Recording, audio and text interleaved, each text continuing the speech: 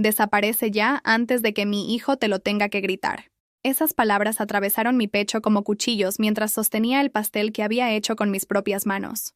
Hoy voy a contarte algo que nunca pensé que contaría. Y si tú, por un segundo, sientes que esto te suena familiar, solo te pido que dejes un like y te suscribas. Me ayudará a continuar desahogándome. Me llamo Isabel de la Vega. Tengo 68 años y vivo en una pequeña habitación junto al garaje de la casa que una vez fue mi hogar, en las afueras de Guadalajara. Una habitación que huele a humedad y donde la única ventana da al patio trasero, donde solía tender la ropa cuando esta casa aún me pertenecía emocionalmente. Era el cumpleaños de mi hijo Álvaro. 35 años cumplía mi niño, el mismo que amamanté durante 18 meses, el que llevé en brazos cuando tenía fiebre, el que defendí cuando los maestros se quejaban de su comportamiento. Nunca me invitaron a su fiesta, pero era su madre. ¿Cómo no iba a estar presente? Me puse mi mejor blusa de lino beige, la misma que usé en su graduación universitaria, cuando me sentí tan orgullosa que lloré durante toda la ceremonia. Mis dedos, torcidos por la artritis que me acompaña desde hace 5 años, temblaron mientras batía las claras de huevo para hacerle un pastel de 3 leches, su favorito desde niño. Cada movimiento me dolía, pero el amor de madre no conoce. El dolor físico. Caminé las 3 cuadras que separan mi cuarto del área principal de la casa. El sol de marzo en Jalisco pegaba fuerte, y mi blusa se pegaba a la espalda mientras cargaba la charola con el pastel cubierto de papel celofán transparente. A través de las ventanas podía ver las luces doradas, los globos, escuchar la música de mariachi mezclándose con reggaetón moderno. Había al menos 30 personas. Toqué el timbre una vez. Nada. 2 veces. Silencio. La tercera vez insistí más tiempo, hasta que vi a través del cristal esmerilado la silueta de Patricia, mi nuera, bajando por la escalera de caracol con una copa de vino tinto en la mano. Llevaba un vestido negro que había visto en el aparador de Liverpool, el mismo centro comercial donde yo solía comprarle ropa a Álvaro cuando era estudiante y no tenía dinero. Patricia abrió la puerta y me miró de arriba abajo con esa sonrisa que había aprendido a odiar, una sonrisa que no llegaba a sus ojos color miel, una sonrisa que me hacía sentir como si fuera una vendedora ambulante interrumpiendo una cena elegante. ¿Tú qué haces aquí?, me preguntó, sin siquiera saludarme. Vine a ver a Álvaro.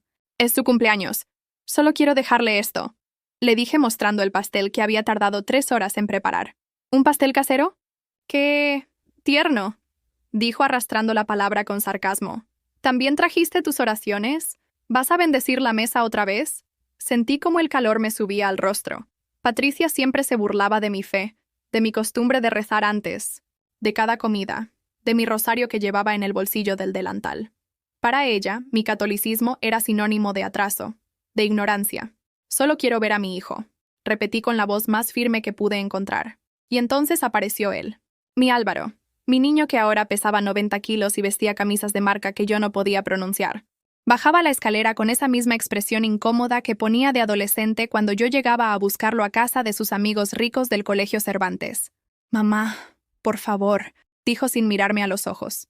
No hagas esto más difícil. ¿Hacer? ¿Qué más difícil, mijo? Solo vine a felicitarte. Es que... Bueno, se rascó la nuca, un gesto que hacía desde niño cuando mentía. Patricia tiene razón. No encajas aquí. Ya hiciste tu parte cuando era pequeño, ¿vale? Ahora necesitamos nuestro espacio. Espacio. Esa palabra resonó en mi cabeza como el eco en una iglesia vacía. Después de haberle dado mi juventud, mis ahorros, mis noches de desvelo cuando tenía pesadillas, después de haber trabajado dobles turnos limpiando oficinas para pagarle la universidad privada que él quería, me pedía espacio. «Haznos un favor, Isabel», añadió Patricia, acercándose hasta quedar a centímetros de mi cara. Pude oler su perfume francés, caro, el mismo que yo había visto anunciado en las revistas que hojeaba en la sala de espera del doctor. «Desaparece ya, antes de que Álvaro te lo tenga que gritar». Mis manos temblaron. El pastel se bamboleó en la charola. Por un momento pensé que se iba a caer, que se haría pedazos contra el suelo de mármol travertino que yo había ayudado a escoger cuando remodelamos la casa con el dinero que Salvador, mi difunto esposo, había dejado. No dijeron más. Nadie me ofreció pasar. Nadie preguntó si tenía hambre, si necesitaba agua, si quería sentarme un momento después de la caminata bajo el sol. Los invitados siguieron riendo en el jardín, brindando con champaña que costaba más que mi gasto de comida de todo un mes. Me di la vuelta y caminé despacio hacia mi cuarto. Ese espacio de 3 por 4 metros donde dormía en un colchón individual sobre el suelo de cemento. Mientras caminaba, pude ver a través de la ventana del comedor a todos los invitados posando para fotos junto a un cartel dorado que decía: «La familia es donde hay amor y armonía». Familia, amor, armonía. ¿Dónde estaba mi lugar en esa ecuación? Esa noche, sentada en mi colchón con el pastel intacto a mi lado, los recuerdos llegaron como olas. No pude evitar recordar todo lo que había dado por ese hijo que ahora me pedía que desapareciera. Cuando Álvaro tenía 8 años y quería entrar al Colegio Cervantes, el más prestigioso de Guadalajara, yo trabajaba de 6 de la mañana a 10 de la noche. Limpiaba oficinas en el centro de la ciudad. Después corría a casa a prepararle la comida, y por las noches cosía uniformes para otras familias. Mis dedos sangraban de tanto picar tela, pero cada peso que ganaba iba directo a su colegiatura. Salvador, mi esposo, trabajaba en construcción, pero su sueldo apenas alcanzaba para la renta y los gastos básicos. «Mija», me decía mientras yo planchaba a las 11 de la noche, «ese niño va a ser alguien importante. Vale la pena el sacrificio». Y yo le creía. Creía que cada desvelo, cada dolor de espalda, cada comida que me saltaba para que él tuviera dinero para la cooperativa escolar, tenía sentido. Cuando cumplió 15 años, quiso una fiesta como la de sus compañeros de clase. Una fiesta que costaba más que nuestro sueldo de 3 meses. Pedí prestado a mi hermana Carmen. Empeñé mis aretes de oro que fueron regalo de boda. Vendí mi máquina de coser. Pero él tuvo su fiesta en el salón del club campestre, con mariachi incluido y pastel de 3 pisos. Esa noche, mientras lavaba los trastes de la celebración, escuché a una de las mamás de sus amigos decirle a otra: «Pobre muchacho, sus padres se matan trabajando para darse aires de ricos. Debe ser muy duro pretender ser lo que no eres». No dije nada. Solo seguí fregando platos con las manos rojas del agua caliente. Cuando decidió estudiar Administración de Empresas en la Universidad Panamericana, la colegiatura era de 40,000 pesos al mes. Salvador y yo trabajábamos cada hora disponible. Él conseguía trabajos extra los fines de semana. Yo limpiaba casas particulares después de mis turnos en las oficinas. Comíamos frijoles y tortillas todos los días para que él pudiera almorzar en la cafetería universitaria con sus compañeros. «Mamá», me decía por teléfono durante esos años, «no vengas a recogerme a la universidad. Mejor nos vemos en casa». Al principio pensé que era por consideración, para que no manejara tanto. Después entendí que se avergonzaba de nuestro Tsuru 1995, del mismo que habíamos cuidado como oro molido durante 15 años. El día de 1908, su graduación, lloré tanto que Patricia, su novia de entonces, me dijo: «Señora Isabel, se le va a correr el rímel». Yo no usaba rímel. Mis lágrimas eran transparentes, sin maquillaje, puras. Eran lágrimas de una madre que había logrado ver a su hijo convertirse en licenciado. Después vino la boda. Patricia quería todo en el Hotel Villa Premier, vista al mar, en Puerto Vallarta. 150 invitados, menú de 3 tiempos, orquesta en vivo. El presupuesto era de 300,000 pesos. Salvador y yo habíamos ahorrado durante años para el matrimonio de nuestro hijo, pero solo teníamos 120,000. «No se preocupen», nos dijo Álvaro. «Patricia y yo ponemos la diferencia». Pero una semana antes de la boda, llegó desesperado a casa. El papá de Patricia se echó para atrás. Dice que la crisis en su empresa no le permite ayudar. Esa noche, Salvador y yo nos quedamos despiertos hasta las 4 de la madrugada. Al día siguiente fuimos al banco y pedimos un préstamo con la casa como garantía. La misma casa donde ahora yo dormía en el cuarto de servicio. «Es por el futuro de nuestro hijo», me convenció Salvador. «Cuando tenga su empresa, nos va a devolver todo con intereses». La boda fue perfecta. Patricia lucía radiante en su vestido de 15,000 pesos. Álvaro sonreía como nunca lo había visto. Durante la cena, se pararon a agradecer a todos los presentes. Mencionaron a los padrinos, a los amigos que habían viajado desde lejos, a la familia de Patricia. A nosotros nos dedicaron una frase: «Y gracias a nuestros padres por todo su apoyo». Apoyo. Como si hubiéramos sido apenas patrocinadores menores de su felicidad. 3 años después, cuando Salvador murió del corazón, dejó las cosas claras en el testamento. La casa era mía, pero Álvaro y Patricia ya vivían ahí desde 1900, su regreso de luna de miel. «Es temporal, mamá», me había dicho él, «solo hasta que encontremos algo propio». 5 años han pasado desde entonces.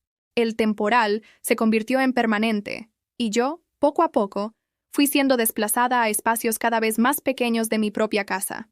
Primero fue el comedor. «Mamá, necesitamos ese espacio para la oficina de Patricia. Ella trabaja desde casa ahora».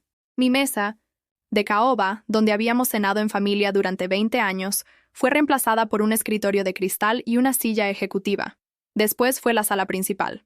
Es que recibimos clientes aquí, mamá. Necesita verse más profesional.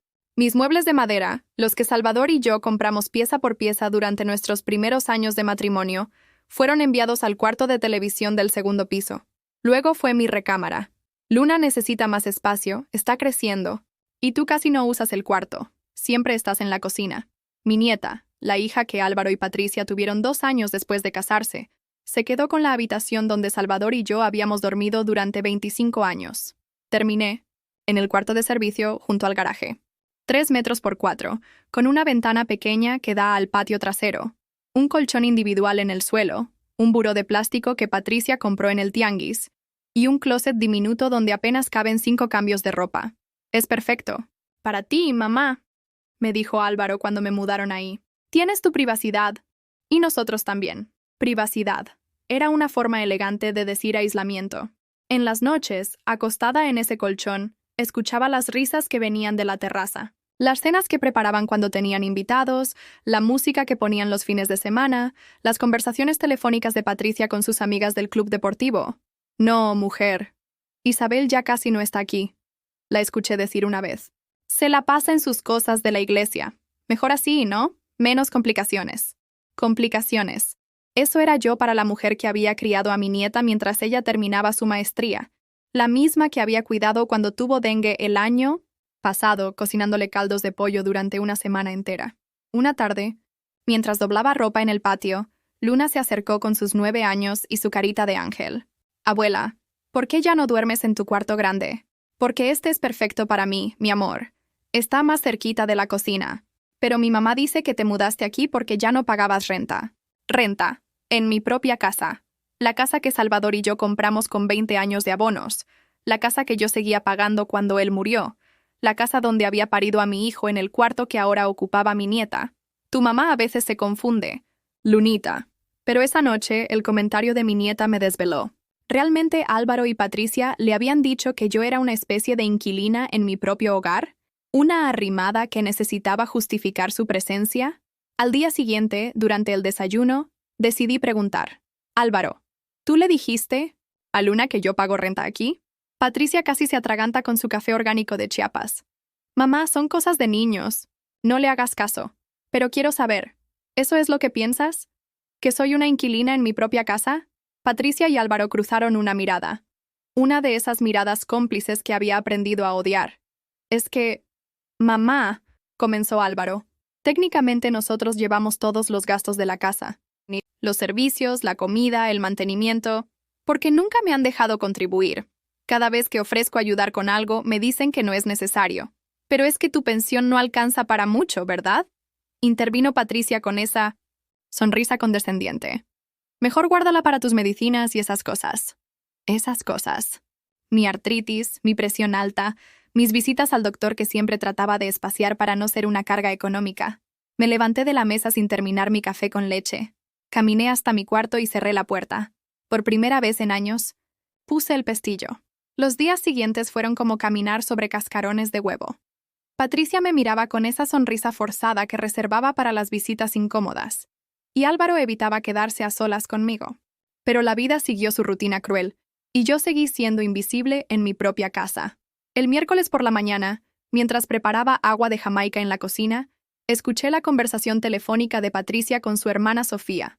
Hablaba en voz baja, pero las paredes de esa casa que yo conocía como la palma de mi mano llevaban los sonidos hasta donde yo estaba. No, hermana. La abejita cada vez está más rara. Ayer se puso histérica porque Luna le preguntó algo sobre la renta. Se encerró en su cuarto como quinceañera berrinchuda. Vejita. Histérica. Quinceañera berrinchuda. Yo le digo a Álvaro que ya es hora de buscarle una casa de retiro, pero él todavía se siente culpable, como si le debiéramos algo después de todo lo que hemos hecho por ella, todo lo que habían hecho por mí, por permitirme vivir en mi propia casa, por darme el privilegio de limpiar sus baños, lavar su ropa, cuidar a su hija mientras ellos salían de viaje. El problema es que se cree la dueña de todo. El otro día la encontré moviendo los muebles de la sala porque, según ella, no estaban en su lugar correcto. ¿Te imaginas? como si sus muebles viejos fueran obras de arte. Mis muebles viejos. Los mismos que Salvador y yo elegimos con tanto cuidado en la mueblería de don Roberto, pagándolos en abonos semanales durante 2 años. La sala que había sido testigo de las primeras palabras de Álvaro, de sus tareas de primaria extendidas sobre la mesa de centro, de las noches en que Salvador y yo planeábamos el futuro mientras veíamos televisión. Lo que más me molesta es que no aporta nada. 0. Su pensión se la gasta en sus tonterías. De la iglesia y en regalitos para Luna. Mientras nosotros mantenemos toda la casa. Mis tonterías de la iglesia. Los 5 pesos que daba cada domingo en la colecta. El mismo dinero que había ahorrado de mi pensión de 1,200 pesos mensuales. Los regalitos para Luna. Dulces de a peso. Colores nuevos cuando se lee. Acababan. Un cuaderno bonito cuando sacaba buenas calificaciones. Dejé la jarra de Jamaica sobre la mesa con más fuerza de la necesaria. El ruido hizo que Patricia cortara la llamada abruptamente. ¿Todo bien, Isabel? Me gritó desde la sala, usando ese tono dulzón que ponía cuando sabía que había metido la pata. Todo perfecto, mija, le respondí. Pero por primera vez, en años, la palabra mija me supo amarga en la boca. Esa tarde decidí salir a caminar. Necesitaba aire. Necesitaba alejarme de esa atmósfera tóxica que se respiraba en mi propio hogar.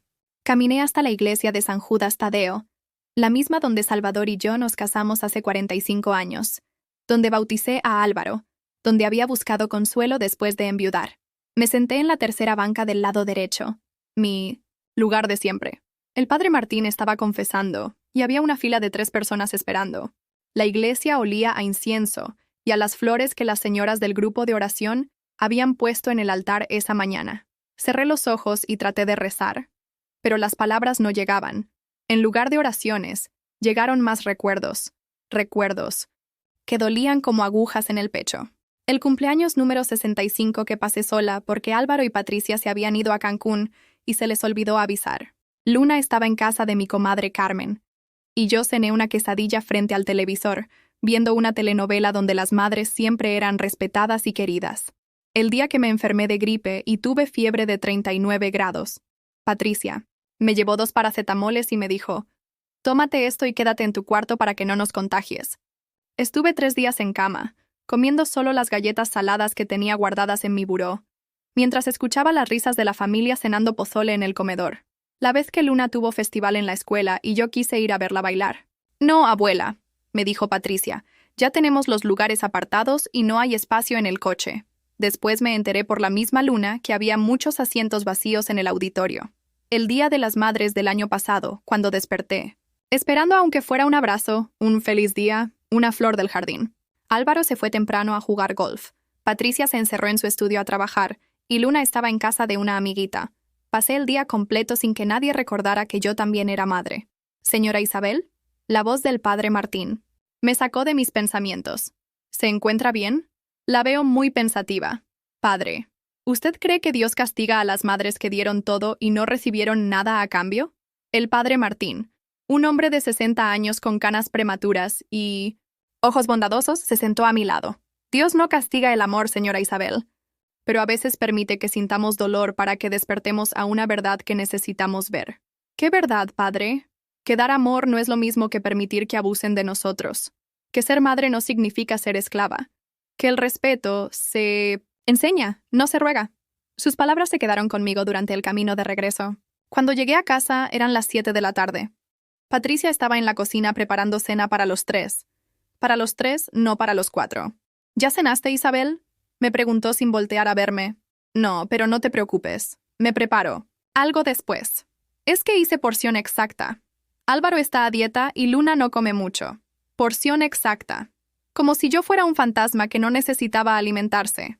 Me fui a mi cuarto y saqué una lata de atún que tenía guardada. La abrí con el abrelatas viejo que conservaba en mi buró y la comí directo de la lata, sentada en mi colchón, mientras escuchaba las risas de mi familia cenando enchiladas rojas en el comedor. Esa noche, Luna tocó mi puerta. «Abuela, ¿puedo pasar?» «Claro, mi amor. ¿Qué necesitas?» Se sentó a mi lado en el colchón, con su pijama de unicornios y sus trenzas despeinadas. «Abuela, ¿por qué mi mamá dice que eres una carga?»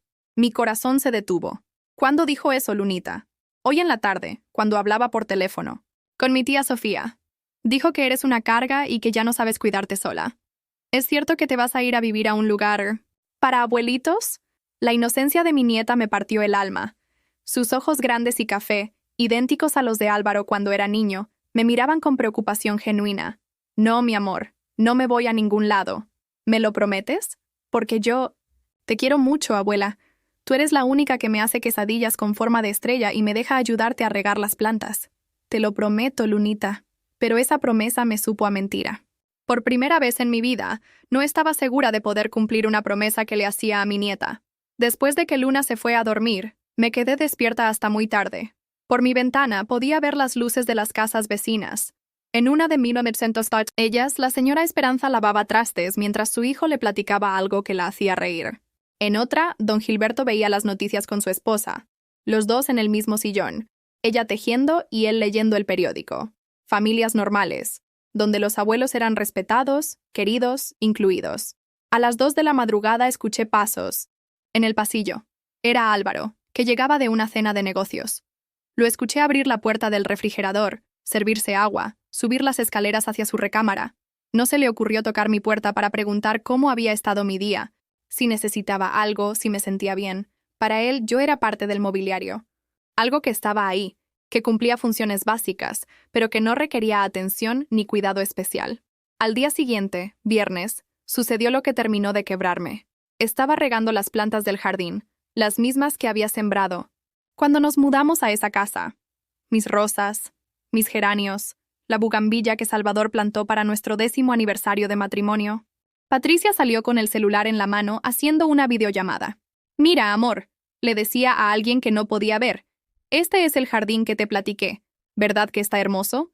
Lo diseñé yo misma el año pasado. Lo diseñé yo. Misma. 30 años cuidando esas plantas.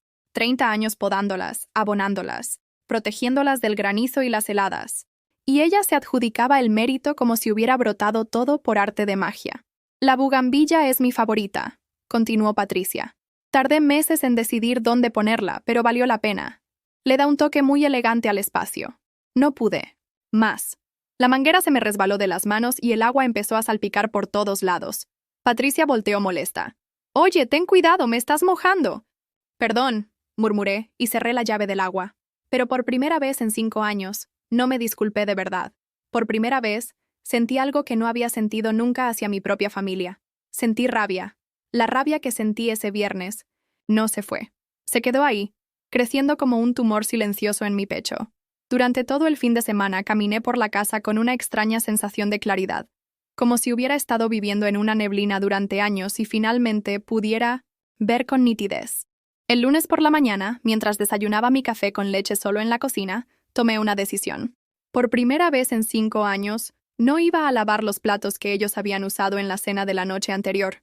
Por primera vez, no iba a tender sus camas ni a recoger la ropa sucia que dejaban tirada en el baño.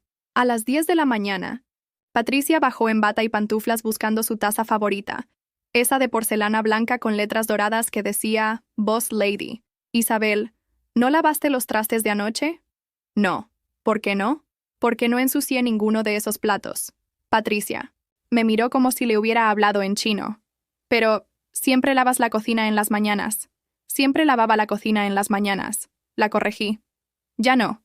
Se quedó parada ahí, con su bata de seda rosa, tratando de procesar lo que acababa de escuchar. Era como si el orden natural del universo se hubiera alterado, como si el sol hubiera salido por el oeste. «¿Te sientes bien? ¿No será que necesitas ir al doctor?» Ahí estaba. La típica respuesta cuando una mujer mayor se atreve a cambiar la rutina.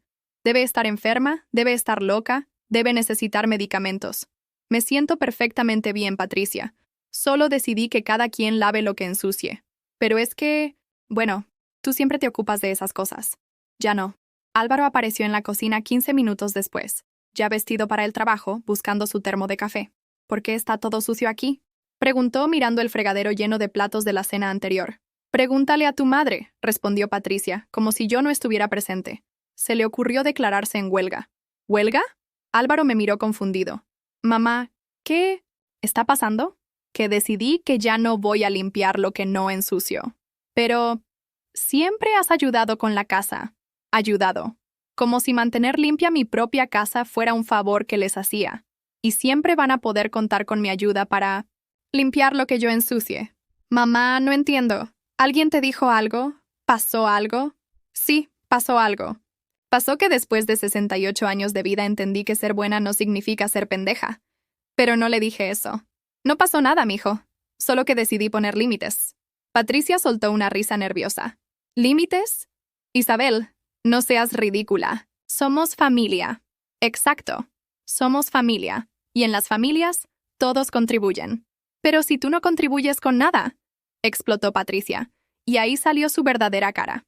Tu pensión no alcanza ni para pagar la luz de tu cuarto. El silencio que siguió fue ensordecedor. Álvaro miró a Patricia con cara de horror, como diciéndole, ¿por qué dijiste eso? Pero ya era demasiado tarde. Las palabras estaban ahí, flotando en el aire como humo tóxico. Ahí está, dije con una tranquilidad que me sorprendió a mí misma. Ahí está la verdad que llevaban meses queriendo decirme. Mamá, Patricia no quiso decir, sí quiso decir. Y tiene razón. Mi pensión no alcanza para mantener esta casa, pero mi casa tampoco necesita que la mantengan. ¿Tu casa? Patricia se puso roja como tomate. ¿Tu casa? Esta casa la mantenemos nosotros. Sin nosotros, tú no tendrías ni dónde vivir. Sin mí, ustedes no tendrían qué mantener. Y ahí fue cuando se destapó la cloaca. ¡Órale! ¿Y ahora resulta que nos tienes que estar agradecidos? Gritó Patricia. Si vivir aquí es un favor que nos hacemos, igual y es hora de que cada quien busque su lugar. Patricia, cálmate. Trató de intervenir Álvaro, pero su esposa ya había perdido el control. No me voy a calmar. Estoy harta de estar caminando en puntitas en mi propia casa por no incomodar a la señora. Harta de no poder redecorar, como quiero porque estos eran los muebles de Salvador. Harta de pretender que está bien que una señora de 68 años viva como pensionista en una casa que no puede mantener. Cada palabra era una bofetada, pero también era una liberación. Finalmente estaba escuchando lo que realmente pensaban de mí. Ya veo, dije, levantándome de mi silla. Entonces el problema no es que no contribuya, el problema es que existo. El problema es que no sabes cuál es tu lugar. Patricia estaba fuera de sí. ¿Crees que porque esta casa era tuya hace 5 años, todavía puedes mandar aquí? Era mía hace 5 años, y sigue siendo mía. ¿Ah, sí? ¿Y dónde están las escrituras? ¿Dónde están los papeles que lo demuestren? Esa pregunta me pegó como un balde de agua fría, porque las escrituras estaban en la caja fuerte de Salvador, y yo nunca había pensado en verificar qué había dejado escrito exactamente. Las escrituras están... ¿Dónde, Isabel? ¿Dónde? Álvaro se interpuso entre las dos. Ya basta. ¡Las dos! Mamá, ve a descansar a tu cuarto. Patricia, tú y yo vamos a hablar. No. Mi voz sonó más firme de lo que me esperaba. No me voy a ir a mi cuarto como niña castigada. Esta conversación la vamos a terminar aquí. Mamá, por favor. No, Álvaro. Tu esposa tiene razón en algo. Es hora de que las cosas queden claras. Caminé hasta el teléfono de la cocina y marqué el número del licenciado Herrera, el abogado que había llevado los asuntos de Salvador. ¿Licenciado? Soy Isabel de la Vega. Sí, la viuda de Salvador. ¿Podría acompañarme a mi casa esta tarde? Necesitamos revisar unos documentos. Sí, es urgente. Colgué el teléfono y me volteé hacia Patricia y Álvaro. Esta tarde viene el abogado. Vamos a revisar juntos todos los papeles de la casa. Y cuando sepamos exactamente qué dice el testamento de Salvador, vamos a decidir qué pasa con esta familia. Patricia palideció. Isabel, no es necesario involucrar abogados. Somos familia. Podemos resolver esto hablando. ¿Familia? La palabra me salió con una amargura que llevaba años tragándome. Las familias no se tratan como ustedes me han tratado. ¿Cómo te hemos tratado? Preguntó Álvaro, genuinamente confundido. Como a una empleada doméstica que trabaja a cambio de comida y techo. Eso no es cierto, ¿no? ¿Cuándo fue? ¿La última vez que me preguntaste cómo me sentía? ¿Cuándo fue la última vez que me invitaron a cenar en el comedor? ¿Cuándo fue la última vez que consideraron mi opinión para cualquier decisión en esta casa? Silencio. ¿Cuándo fue la última vez que me trataron como a la dueña de esta casa y no como a una arrimada? Más silencio. ¿Cuándo fue la última vez que me hicieron sentir como parte de esta familia y no como una carga? Patricia abrió la boca para responder, pero no salió nada. Exacto, dije. No pueden responder porque nunca ha pasado. En ese momento, Luna bajó corriendo las escaleras en pijama, atraída por los gritos. ¿Por qué están peleando? Preguntó con los ojos llenos de lágrimas. La miré, y en sus ojos vi lo que yo había sido durante años. Alguien que presencie conflictos que no podía entender, que cargue con tensiones que no había creado, que viva en una casa donde el Amor se había vuelto condicional. No estamos peleando, mi amor, le dije, arrodillándome para quedar a su altura. Estamos aclarando cosas importantes. ¿Te vas a ir, abuela? Esa pregunta me partió el corazón, pero también me dio la fuerza que necesitaba para lo que iba a hacer. No me voy a ir, Lunita. Pero las cosas van a cambiar. Me levanté y miré a Patricia. Y Álvaro. El licenciado viene a las 4 de la tarde. Les sugiero que para entonces hayan decidido si quieren seguir siendo una familia o si prefieren seguir siendo compañeros de casa que se toleran por conveniencia. Subí a mi cuarto, cerré la puerta, y por primera vez en años, no puse el pestillo. Ya no tenía nada que esconder. Las 4 horas que pasaron hasta la llegada del licenciado Herrera fueron las más largas de mi vida. Me quedé en mi cuarto, sentada en el colchón, escuchando los murmullos desesperados que venían de la sala principal. Patricia y Álvaro discutían en voz baja, y de vez en cuando escuchaba mi nombre mezclado con palabras como problema, solución y asilo. Asilo. Esa palabra me dio escalofríos. A las 3:30 alguien tocó mi puerta. Era Luna, con su carita preocupada y un dibujo en las manos. Abuela, te hice esto. Era un dibujo de las dos, de la mano, paradas frente a un arco iris. Arriba había escrito con su letra de niña: para que no estés triste. Gracias, mi amor. Es hermoso. Abuela, ¿es cierto que te vas a ir a vivir a otro lado? ¿Quién te dijo eso? Oí a mi mamá hablando por teléfono con mi tía Sofía. Dice que ya encontró un lugar muy bonito para las abuelitas, con doctores y enfermeras. Enfermeras. Como si estuviera enferma. Como si necesitara cuidados especiales por el simple hecho de tener 68 años y opiniones propias. Lunita, ¿tú qué opinas? ¿Crees que tu abuela necesita irse a vivir con enfermeras? No. Tú haces las mejores quesadillas y me ayudas con la tarea de matemáticas. Las enfermeras no saben hacer quesadillas. Me reí por primera vez en días. La sabiduría de los niños. Siempre me sorprendía. ¿Me prometes algo, Lunita? Sí. Pase lo que pase hoy, recuerda que tu abuela te ama más que a nada en el mundo. Y que siempre, siempre va a estar aquí para ti. ¿Está bien? Asintió con la cabeza y me abrazó fuerte. Olía a shampoo de fresa y a inocencia. A las 4 en punto sonó el timbre. Patricia abrió la puerta con una sonrisa forzada que no engañaba a nadie. Licenciado Herrera, qué gusto verlo. Pase, por favor. El licenciado era un hombre de unos 50 años, con lentes y una expresión seria que había perfeccionado después de décadas de lidiar con familias en crisis. Cargaba un portafolio de cuero café y una grabadora pequeña. Señora Isabel, me saludó con una inclinación de cabeza. Lamento que nos tengamos que reunir en estas circunstancias. Yo también, licenciado. Pero era necesario. Nos sentamos en la sala principal, esa que Patricia había redecortado para impresionar clientes. Álvaro estaba nervioso, jugando con las llaves de su coche. Patricia mantenía su sonrisa de plástico, pero tenía las manos temblando. Bien, comenzó el licenciado Herrera abriendo su portafolio. Según me explicó por teléfono la señora Isabel, necesitamos revisar los términos del testamento de don Salvador de la Vega para aclarar algunas cuestiones sobre la propiedad de esta casa. Es correcto, dije. Mi nuera tiene dudas sobre quién es el verdadero dueño de esta propiedad. Patricia se puso roja. Yo no tengo dudas, solo dije que... Bueno, que como nosotros pagamos todos los gastos. Entiendo, interrumpió. El licenciado con voz profesional. Permítanme leer los puntos relevantes del testamento. Sacó varios documentos y puso sus lentes. Testamento de Salvador de la Vega Morales, otorgado el 15 de abril de 2018, ante el Notario Público número 42 de Guadalajara. Mi corazón empezó a latir más fuerte. Salvador había hecho su testamento solo 2 meses antes de morir. Nunca me dijo qué había decidido incluir. Primera cláusula.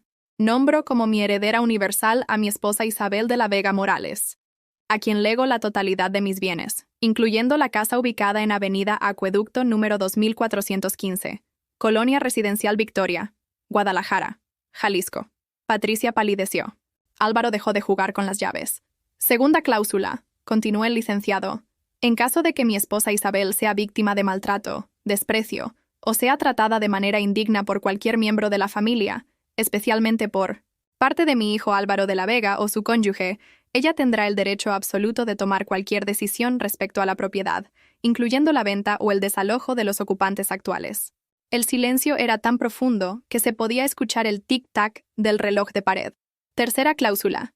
Mi hijo Álvaro podrá heredar esta propiedad únicamente si demuestra respeto, consideración y amor genuino hacia su madre. En caso contrario, perderá cualquier derecho sobre la herencia y deberá buscar vivienda propia. Álvaro estaba pálido como papel. ¿Hay más?, preguntó Patricia con un hilo de voz. Sí, respondió el licenciado. Cuarta cláusula. He observado durante los últimos años cierta frialdad y falta de consideración hacia mi esposa por parte de algunos miembros de la familia. Por tanto, establezco que si en algún momento Isabel se siente irrespetada, humillada o tratada como una carga en su propia casa, ella tendrá 72 horas para decidir el destino de todos los ocupantes de la propiedad. 72 horas, murmuró Álvaro. Exacto. Y según los documentos que la señora Isabel me mostró hoy, incluyendo testimonios de la menor Luna de la Vega León, estas condiciones ya se han cumplido. Patricia se levantó como resorte. Eso es ridículo. No puede ser legal que un muerto decida sobre los vivos. Señora, le aseguro que este testamento es completamente legal y válido. Don Salvador tenía plenas facultades mentales cuando lo otorgó, y fue debidamente protocolizado. Pero nosotros hemos invertido dinero en esta casa. Hemos pagado reparaciones, mejoras, todas voluntarias, respondió el licenciado. Nadie los obligó a realizar esos gastos, y legalmente cualquier mejora hecha a una propiedad ajena se considera donación al dueño. Álvaro finalmente habló. Mamá, no puede ser que realmente quieras echarnos de la casa. No quiero echarlos, Álvaro. Quiero que me respeten. Te respetamos. ¿Me respetan? Me levanté y los miré directamente. El respeto no se dice, se demuestra. Y ustedes no me han demostrado respeto en años. Patricia empezó a llorar. Pero no eran lágrimas de arrepentimiento. Eran lágrimas de frustración, de rabia por haber perdido el control. Esto es venganza. Venganza porque te dijimos unas... ¿Cuántas verdades? ¿Verdades? ¿Qué verdades, Patricia? Que eres una carga, que no aportas nada, que vivir contigo es un sacrificio que hacemos por lástima. El licenciado levantó la mano. Señora, le recomiendo que mida sus palabras. Todo lo que está diciendo confirma los términos del testamento. Álvaro se acercó a mí con los ojos llenos de lágrimas. Mamá, perdóname. No sabía que te sentías así. Podemos cambiar. Podemos hacer las cosas diferentes. ¿Podemos? ¿O puedes tú? Los dos, Patricia y yo. ¿Verdad, amor? Patricia no respondió. Estaba sentada en el sillón, llorando de rabia. Álvaro, le dije con toda la ternura que aún sentía por mi hijo. Durante 5 años esperé a que te dieras cuenta de cómo me estaban tratando. 5 años esperé a que defendieras a tu madre. 5 años esperé a que recordaras quién te crió. Te educó. Te sacó adelante. Lo sé, mamá. Lo sé y me da mucha vergüenza. La vergüenza no borra el dolor, mijo. El licenciado cerró su portafolio. Señora Isabel, ¿cuál es su decisión? Miré a Álvaro, que lloraba como niño regañado. Miré a Patricia, que me fulminaba con la mirada. Pensé en Luna, dibujando arcoíris para que su abuela no estuviera triste. Pensé en Salvador, que desde el cielo había encontrado la manera de protegerme. Mi decisión es la siguiente, dije con voz firme. Álvaro y Patricia tienen 72 horas para encontrar otro lugar donde vivir. ¡Mamá! Pero, continué, Luna se queda conmigo. Es mi nieta, y en esta casa siempre va a tener un hogar. Patricia se levantó como fiera herida. No. Puedes quitarme a mi hija. No te la estoy quitando. Te estoy dando la oportunidad de que reflexiones sobre el tipo de madre que quieres ser. Cuando aprendas a respetar a los abuelos, podrás llevarte a tu hija. El licenciado asintió. La decisión de la señora Isabel está dentro de sus derechos como propietaria y como abuela. La patria potestad no está en disputa, solo la custodia temporal. Álvaro cayó de rodillas. Mamá, por favor, danos otra oportunidad. Te estoy dando la mejor oportunidad, mijo. La oportunidad de que aprendas a valorar a tu familia antes de perderla para siempre. Esa noche, por primera vez en 5 años, cené en el comedor principal de mi casa. Sola, pero con dignidad. Las siguientes 72 horas fueron una montaña rusa emocional que jamás olvidaré. Álvaro y Patricia se convirtieron en personas completamente diferentes, como si hubieran despertado de un sueño donde creían ser los dueños del mundo y se hubieran dado cuenta de que eran apenas inquilinos sin contrato. El martes por la mañana, desperté con el aroma de café, recién hecho y chilaquiles rojos. Bajé extrañada a la cocina y encontré a Patricia, que llevaba 5 años sin cocinar para mí, preparando un desayuno completo. Huevos revueltos, frijoles refritos, tortillas calientes, y hasta jugo de naranja recién exprimido. Buenos días, Isabel, me dijo con una sonrisa que no había visto desde los primeros meses de su matrimonio con Álvaro. Te preparé tu desayuno favorito. Gracias, respondí, sentándome cautelosamente en la mesa del comedor. También puse flores frescas, en tu cuarto, unas gerberas amarillas que compré en el mercado de San Juan de Dios. Sé que te gustan. Me sirvió el plato como si fuera una mesera de lujo, con cuidados y atenciones que me resultaban extraños después de años de invisibilidad. Patricia, ¿qué estás haciendo? Cuidándote, como siempre debía hacer. ¿Desde cuándo? Se sentó frente a mí con los ojos brillosos, pero algo en su expresión no me convencía del todo. Isabel, sé que cometí errores, muchos errores, pero quiero que sepas que nunca fue mi intención lastimarte. ¿Nunca? Bueno, tal vez a veces fui un poco brusca, pero era el estrés del trabajo, las presiones económicas. Tú sabes cómo es esto de mantener una casa. Mantener una casa. Mi casa. Patricia, ¿realmente crees que esto se soluciona con chilaquiles y flores? No, claro que no. Pero es un comienzo, ¿verdad? Podemos empezar de nuevo. Como familia. Familia. Esa palabra que habían pisoteado durante años y ahora intentaban rescatar como salvavidas. Álvaro apareció una hora después con una caja enorme envuelta en papel dorado. Mamá, esto es para ti. Adentro había un televisor de pantalla plana, de esos que costaban más que mi pensión de 3 meses. Para tu cuarto, explicó con entusiasmo forzado, para que puedas ver tus novelas cómodamente. ¿Mi cuarto? ¿El cuarto de servicio? Bueno, podemos platicarlo. A lo mejor es hora de que regreses a tu recámara principal. ¿Regresar? Álvaro, esa siempre fue mi recámara. Ustedes me corrieron de ahí. No te corrimos, mamá. Solo pensamos que estarías más cómoda en un espacio más íntimo. Íntimo. Otra palabra elegante para decir alejada de nosotros. Durante el almuerzo, Luna se acercó confundida. Abuela, ¿por qué mi mamá está siendo tan amable contigo? ¿Qué quieres decir, mi amor?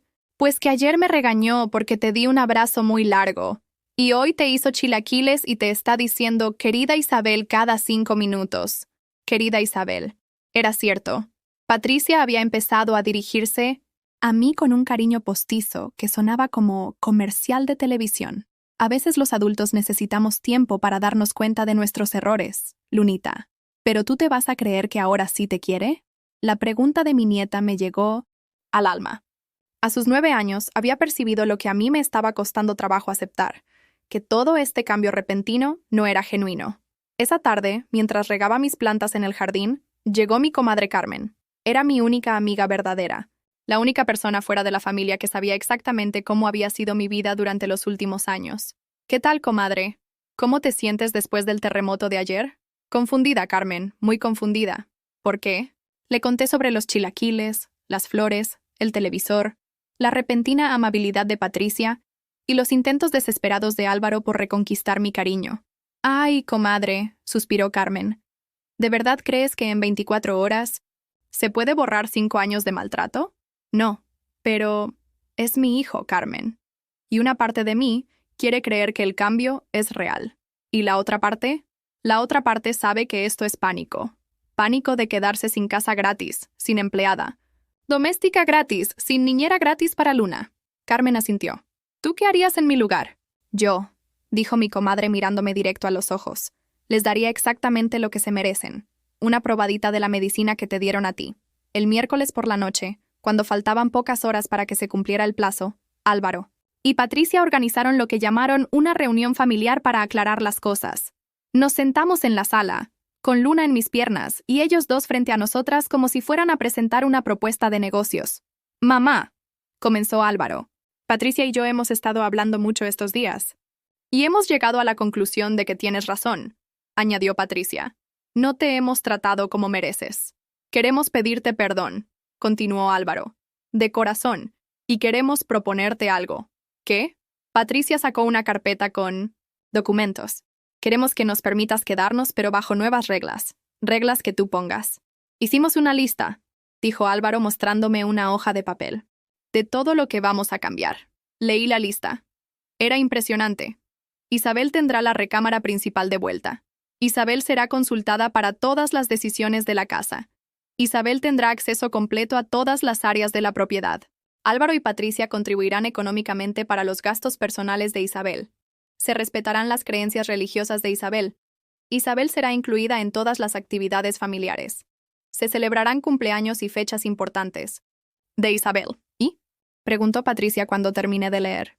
¿Qué opinas? Opino que es una lista muy bonita. ¿Entonces aceptas? No. El silencio fue absoluto.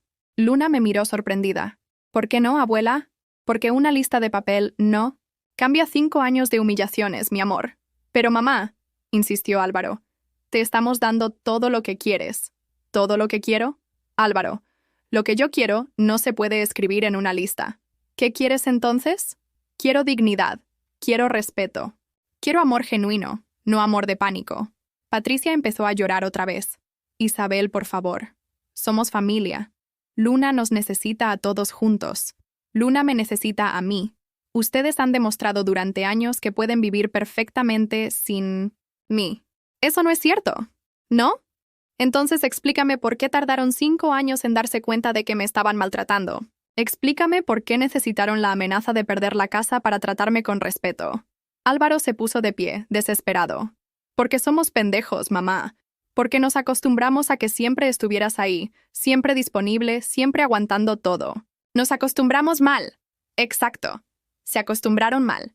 Y yo los acostumbré mal. Pero podemos cambiar. Pueden. Pero no aquí. No conmigo. Patricia se levantó y se puso de rodillas frente a mi silla. Isabel, te lo suplico. No nos hagas esto. No le hagas esto a Luna. ¿No le haga qué a Luna? ¿Enseñarle que los abuelos merecen respeto? ¿Mostrarle que las mujeres no tienen que aguantar maltrato solo por mantener la paz? No es maltrato. Somos familia. Precisamente por ser familia es que duele más.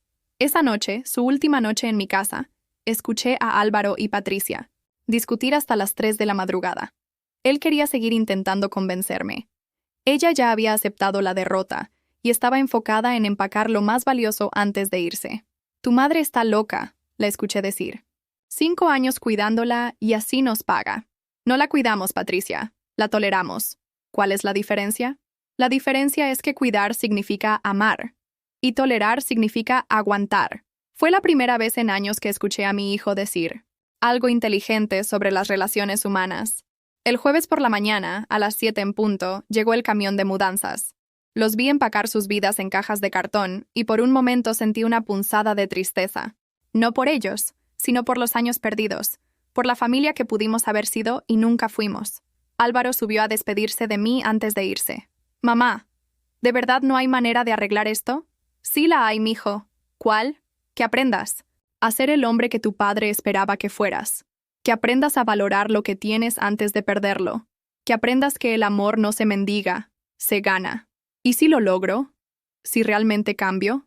Entonces tal vez, algún día, puedas volver a casa. Me abrazó como no me había abrazado desde niño, y por primera vez en años, su abrazo se sintió sincero. Te amo, mamá. Y yo a ti, mijo. Por eso te estoy dejando ir. Cuando el camión se alejó por la avenida Acueducto, me quedé parada, en la puerta de mi casa, respirando el aire de la libertad. Luna apareció a mi lado con su mochila rosa. ¿Ya se fueron? Ya se fueron. ¿Y ahora qué vamos a hacer? Ahora vamos a vivir, mi amor. Finalmente vamos a vivir. Los primeros días después de que Álvaro y Patricia se fueran fueron extraños, como despertar en un mundo completamente nuevo después de haber vivido 5 años en una pesadilla. El silencio de la casa no era el silencio pesado de la tensión, sino el silencio dorado de la paz. Luna y yo establecimos nuestras propias rutinas. Por las mañanas desayunábamos en el comedor principal, ella con sus cereales de colores y yo con mi café con leche y pan tostado. Conversábamos de todo, de sus clases de tercero de primaria, de sus amigas, de los libros que leía, de los programas de televisión que veíamos juntas por las tardes. Abuela, me dijo una mañana mientras se servía más cereal, ¿no te sientes sola sin mis papás? ¿Tú te sientes sola sin ellos? A veces. Pero contigo me siento más tranquila. ¿Más tranquila? Sí. Antes, cuando estaban aquí, siempre había como un aire pesado, como cuando va a llover pero todavía no llueve. La sabiduría de los niños me siguió sorprendiendo. Luna había percibido la tensión constante que yo había normalizado durante años. El viernes de esa primera semana, decidí hacer algo que no había hecho en décadas. Fui sola al centro de Guadalajara. Tomé el autobús en la esquina de Acueducto con López Mateos, ese camión azul y blanco que siempre había visto pasar pero nunca había abordado, porque Patricia decía que no era seguro para señoras mayores andar en transporte público. Me bajé en la Plaza de Armas, ese corazón histórico de mi ciudad que había estado ahí desde antes de que yo naciera, y que seguiría ahí mucho después de que me fuera.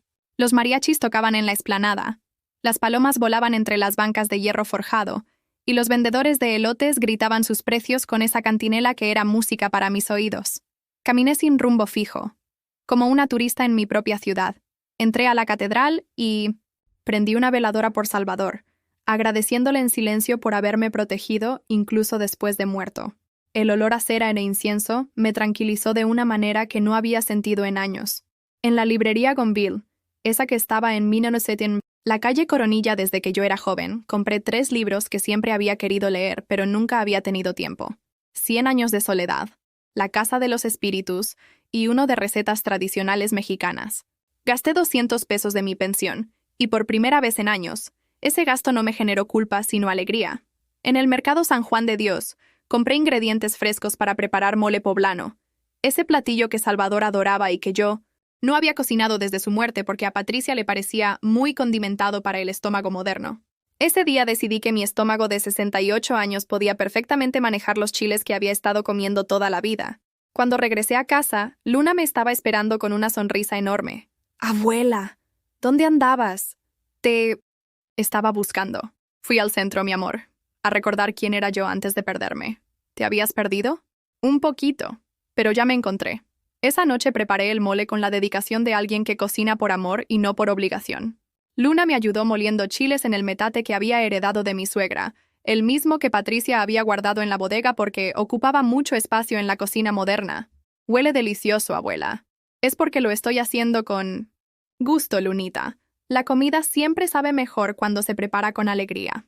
Mientras el mole se cocía a fuego lento, Luna y yo nos sentamos en la sala principal para hacer su tarea de matemáticas.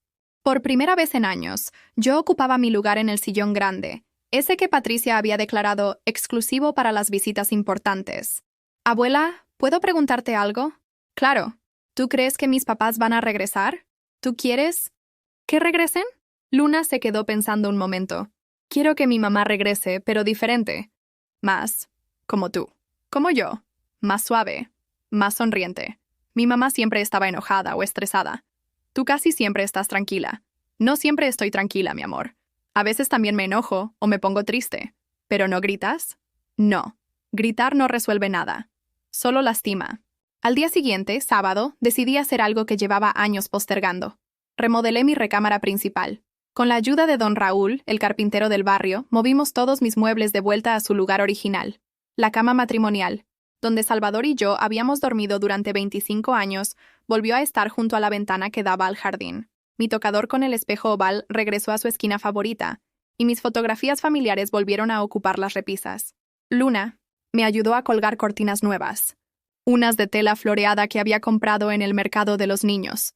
Eran amarillas con flores rojas, alegres y luminosas, muy diferentes a las cortinas beige que Patricia había impuesto en toda la casa, para mantener un estilo minimalista y elegante. «Está quedando hermosa», gritó Luna mientras yo colgaba cuadros. «¿Verdad que sí? Esta es la recámara que tu abuelo Salvador y yo soñamos tener. ¿Mi abuelo era bueno contigo? Muy bueno, mi amor. Me respetaba, me cuidaba, me hacía sentir importante. ¿Cómo yo te hago sentir importante?» «Exactamente como tú me haces sentir importante». El domingo fuimos juntas a misa de 11 en San Judas Tadeo. Luna se puso su vestido azul marino que yo le había comprado para las fiestas patrias, y yo me puse mi mejor vestido, ese azul rey que había usado en la boda de mi sobrina y que Patricia siempre criticaba porque decía que los colores brillantes envejecían a las mujeres maduras. Durante la misa, el padre Martín habló sobre la importancia de valorar a nuestros mayores, de honrar a quienes nos dieron la vida y nos enseñaron los valores fundamentales. Sus palabras resonaron en mi corazón como campanas de liberación. Después de misa, Luna y yo caminamos por el atrio de la iglesia. Ahí me encontré con varias señoras que conocía desde hacía décadas, pero con las que había perdido contacto porque Patricia consideraba que las amistades del barrio no aportaban nada a nuestro crecimiento social. «Isabel, qué milagro verte por aquí sola». me dijo doña Esperanza, mi vecina de la esquina. Pensé que ya no salías. Estoy redescubriendo la libertad de caminar por donde quiero. ¡Ay, qué bueno! Ya era hora. Oye, ¿y no te gustaría unirte a nuestro grupo de tejido? Nos reunimos los martes en casa de Carmen Salinas. Me encantaría. Hacía 5 años que no tejía. Patricia decía que el tejido era una actividad de señoras sin educación formal. Ese martes llevé mi canasta de estambres que había guardado en el closet del cuarto de servicio, y me uní al círculo de mujeres que compartían historias mientras creaban bufandas, suéteres y cobijas para sus familias. ¿Qué vas a tejer, Isabel?, me preguntó Carmen Salinas. Un suéter para Luna. Uno amarillo con flores bordadas. ¿Sabes bordar? Bordaba. Hace años que no lo hago, pero las manos no olvidan. Y tenía razón. Mis manos artríticas recordaron los puntos que mi madre me había enseñado cuando yo tenía la edad de Luna. El bordado se convirtió en una meditación. Cada puntada era una oración. Cada flor un símbolo de renacimiento. Las tardes las dedicaba a leer en el jardín, bajo la sombra de la bugambilla que Salvador había plantado. Luna hacía su tarea a mi lado mientras yo me sumergía en las páginas de García Márquez, descubriendo mundos que había dejado de explorar por atender las necesidades de otros. Abuela, ¿de qué trata tu libro? De una familia que vive muchas aventuras durante 100 años. ¿Como nosotras? Como todas las familias, mi amor. Todas tienen sus propias aventuras. Una tarde, mientras Luna jugaba en el jardín con las muñecas que había bajado de su cuarto, recibí una llamada que no esperaba. ¿Señora Isabel? Soy Margarita Sánchez, de la primaria Benito Juárez. Dígame. Nos preguntábamos si le interesaría venir a dar una plática a nuestros alumnos sobre tradiciones mexicanas. Sabemos que usted conoce muy bien las recetas tradicionales y las leyendas de Guadalajara. ¿Yo? ¿Dar una plática? Sí. El maestro de 4º grado, que es hijo de su comadre Carmen, nos comentó que usted es una experta en cultura popular tapatía. Patricia siempre había dicho que mis conocimientos sobre tradiciones eran folclore sin valor académico. Pero ahí estaba una maestra de primaria, pidiendo mi sabiduría para enriquecer la educación de los niños. Me encantaría. Respondí sin dudar. ¿Podría venir el próximo viernes a las 10 de la mañana? Ahí estaré. Esa noche conté a Luna sobre la invitación. ¡Qué padre, abuela! ¿Vas a contarles sobre La Llorona? Voy a contarles sobre muchas cosas. Sobre cómo se hacían las tortillas cuando yo era niña, sobre las fiestas de octubre, sobre el Día de Muertos cuando tu bisabuela me enseñaba a hacer calaveras de azúcar. ¿Puedo ir contigo? Claro que puedes. Vas a ser mi asistente especial. El viernes, vestida con mi rebozo de Santa María y llevando una canasta llena de ingredientes para tortillas, fui a la escuela acompañada de Luna. Los niños me recibieron con curiosidad y respeto, y durante 2 horas les enseñé a hacer tortillas a mano mientras les contaba historias de la Guadalajara de mi infancia. Señora Isabel, me dijo un niño de ojos grandes, ¿usted conoció a la Virgen de Guadalupe? No, mi niño, pero mi abuela me contaba que su abuela sí la vio cuando se apareció en el Tepeyac. ¿Nos puede contar esa historia? Y les conté. Les conté con la misma pasión con que mi abuela me había contado a mí. Y vi en sus ojos el mismo asombro que yo había sentido de niña. Al final de la plática, la maestra Margarita se acercó a mí. Señora Isabel, los niños quedaron fascinados. ¿Le gustaría venir una vez al mes? Podríamos hacer un programa completo de tradiciones mexicanas. Me encantaría. Esa tarde, caminando de regreso a casa con Luna saltando a mi lado, me di cuenta de algo que no había sentido en décadas. Me sentía útil, valorada, respetada por mi experiencia y conocimientos. Abuela, me dijo Luna mientras esperábamos. El autobús. Me gustó mucho verte ahí adelante, enseñando. Se veías muy importante. ¿Importante? Sí, como una maestra famosa. ¿Sabes qué, Lunita? Por primera vez en mucho tiempo, yo también me siento importante. Esa noche, mientras preparaba la cena en mi cocina, en mi casa, con mi nieta ayudándome a poner la mesa, entendí algo fundamental. La felicidad no se encuentra cuando otros te valoran, sino cuando tú misma recuerdas tu propio valor. Y yo, Isabel de la Vega, valía mucho más de lo que había permitido que me hicieran creer. 6 meses después de que Álvaro y Patricia se fueron de mi casa, recibí una carta que cambiaría todo una vez más. Era una tarde de octubre, de esas en que Guadalajara se viste de colores dorados y el aire huele a cempasúchil. Luna y yo estábamos en el jardín, ella dibujando las flores de mi bugambilla mientras yo tejía una bufanda para doña Carmen Salinas. Ellin, cartero, don Felipe, que me conocía desde que me mudé al barrio, me entregó el sobre con una sonrisa. Carta certificada, señora Isabel. Se ve importante. Era de Álvaro. Lo reconocí por su letra, esa misma letra con la que había escrito sus tareas de primaria en la mesa del comedor, cuando yo me quedaba despierta hasta tarde ayudándolo con matemáticas. ¿Qué es, abuela?, preguntó Luna, levantando la vista. De su dibujo. Una carta de tu papá. ¿Vas a leerla? Sí, mi amor. Pero después. Primero terminemos lo que estamos haciendo. Esa noche, después de que Luna se fue a dormir, me senté en mi mecedora con una taza de té de manzanilla y... abrí la carta. Tenía 5 páginas escritas a mano. Mamá, comenzaba, han pasado 6 meses desde que me fui de casa, y no ha pasado un solo día sin que piense en ti, en las palabras que me dijiste, en el dolor que vi en tus ojos durante tantos años sin darme cuenta. Seguí leyendo. Álvaro me contaba que él y Patricia se habían separado, que la experiencia de perder nuestra casa había sido como un espejo donde finalmente se vieron tal como eran. Patricia no había podido aceptar que el problema hubiera sido su actitud hacia mí, y había comenzado a tratar a Álvaro de la misma manera despreciativa que me había tratado a mí. Cuando empezó a hablarme como te hablaba a ti, escribía, entendí por primera vez lo que había soportado durante años, y me dio mucha vergüenza, mamá, mucha vergüenza de haber permitido que alguien tratara así a la mujer que me dio la vida. La carta continuaba relatando cómo había empezado. Terapia psicológica, algo que Patricia había ridiculizado pero que él había decidido hacer por su cuenta. Había alquilado un departamento pequeño en la colonia americana y trabajaba en una empresa diferente, con un sueldo menor, pero con menos estrés. Estoy aprendiendo a cocinar, mamá. Sé que te va a dar risa, pero compré tu libro de recetas tradicionales mexicanas y estoy tratando de hacer los platillos que me preparabas de niño. Todavía me salen horribles, pero cada vez que intento hacer sopa de tortilla, me acuerdo de cuando me quedaba en la cocina viendo cómo la preparabas y entiendo cuánto amor ponías en cada comida. Las lágrimas empezaron a caer sobre el papel, pero no eran lágrimas de tristeza, sino de algo que no había sentido en mucho tiempo. Esperanza. No te escribo para pedirte que me perdones, continuaba la carta. No me lo merezco todavía. Te escribo para decirte que estoy trabajando en convertirme en el hombre que merezca llamarte mamá otra vez, en el hombre que papá habría querido que fuera. La carta terminaba con una pregunta simple.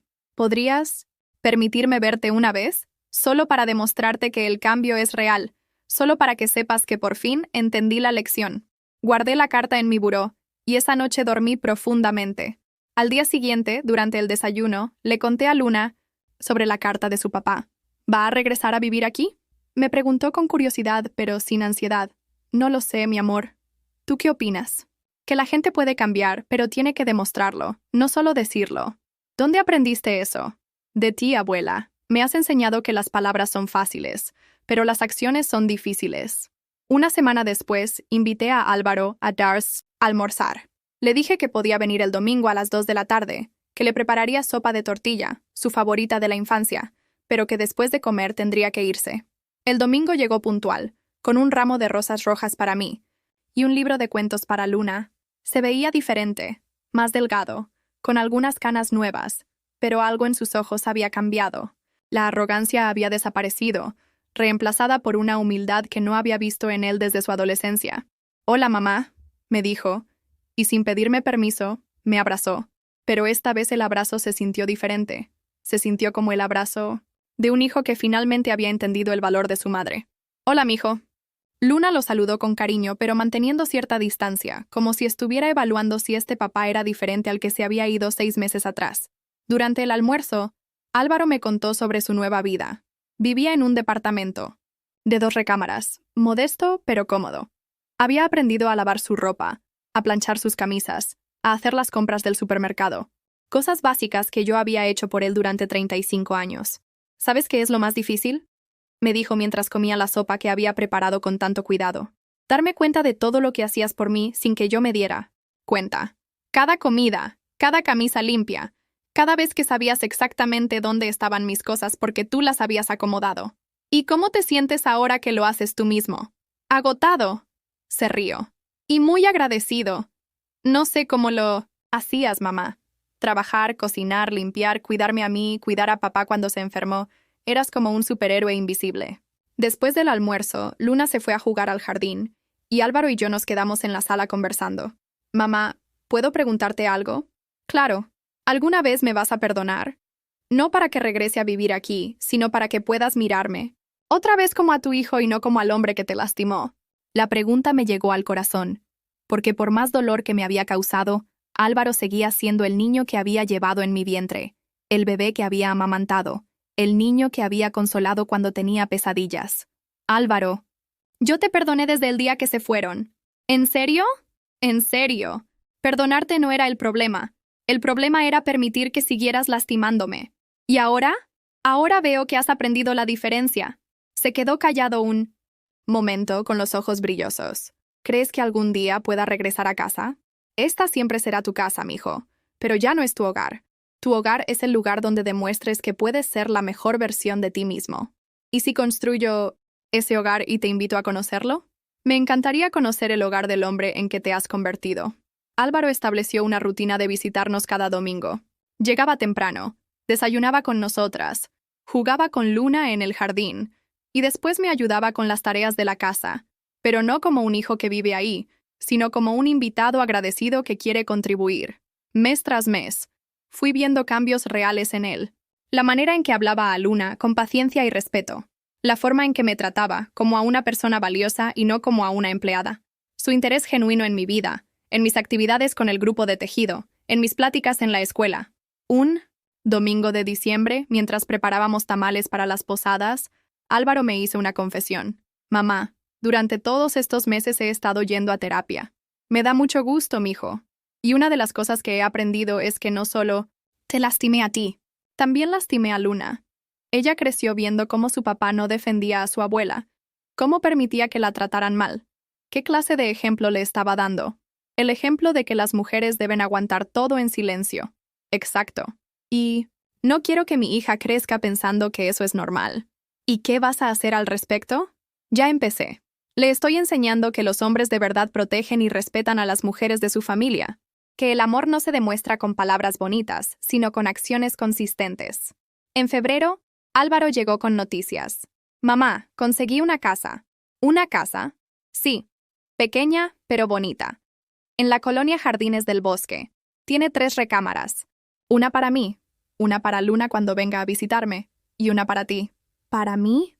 Quiero que sepas que siempre tendrás un lugar en mi hogar.